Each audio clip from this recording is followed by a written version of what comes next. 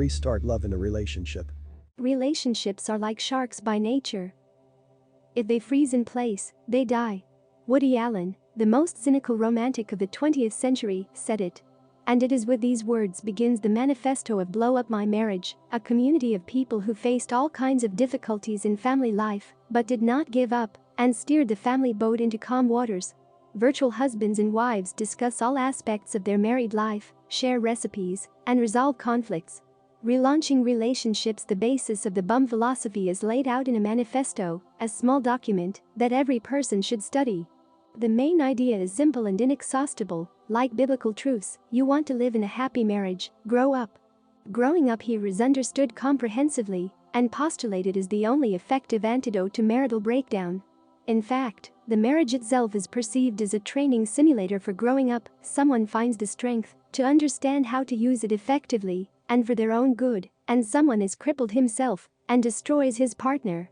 In general, as husbands and wives grow up in relationships, they learn two important things: 1. To choose how to respond to what is happening, to separate emotion and objective reality. 2. To keep the balance of two differently directed components, striving for independence and striving for closeness.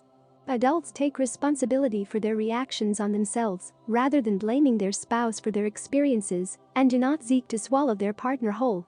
Balance and equilibrium. To explain about the balance between independence and intimacy, the manifesto authors ask us to imagine a husband and wife facing each other to form the letter A. They stand leaning forward and resting their outstretched arms on each other's shoulders.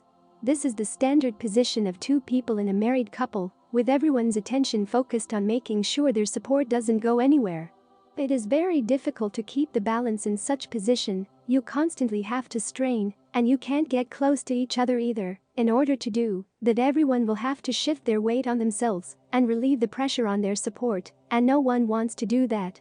Both are unhappy, and both believe that the reason is because the prop is not good enough and does not meet the generally accepted standards of quality supports. If only she had been more active in sex. If only he were more caring and attentive. Everyone believes that if the other changes, everyone will be happy. One of the main commandments of the community is to get on your own 2 feet. This is the only way to take the burden off your spouse and take control of the only thing you can really control in a relationship, yourself. Growing up in a relationship. Reaching this point, the average reader, not grabbing stars from the psychological heavens, begins to fidget impatiently. Yes, all agreed, to hell with it, this letter A, but tell me already, how?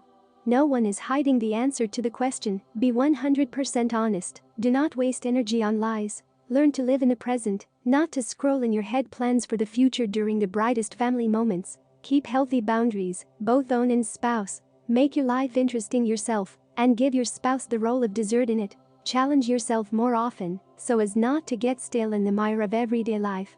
The reader feels cheated that you're Cinderella. The listed components make the recipe for marital happiness almost as unattainable as the ball, which the maiden could only get to by planting 40 rose bushes and so on.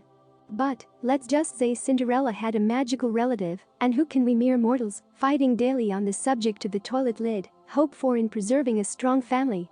Hope for yourself. Hope in yourself, the authors of the manifesto reply.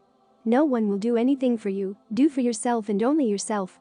And it's not selfishness or any other unpleasant quality of character, but only the achievement of their own integrity and the ability to keep it regardless of the partner. At the same time, the authors specify that the tantrums on the theme of I have to be me. Do not violate my boundaries. I am who I am, accept me as I am, is not an indicator of maturity, but of incomplete puberty. A mature person is not afraid to admit his or her feelings and is not afraid to be dissolved by another. A mature person is insoluble. And he is not afraid of intimacy because he knows he can remain himself in any situation. Everything begins and ends inside of you. The authors deliver the high truths to a reader hungry for simple solutions. I close my laptop and puzzle my man. Do you think you and I have set healthy boundaries?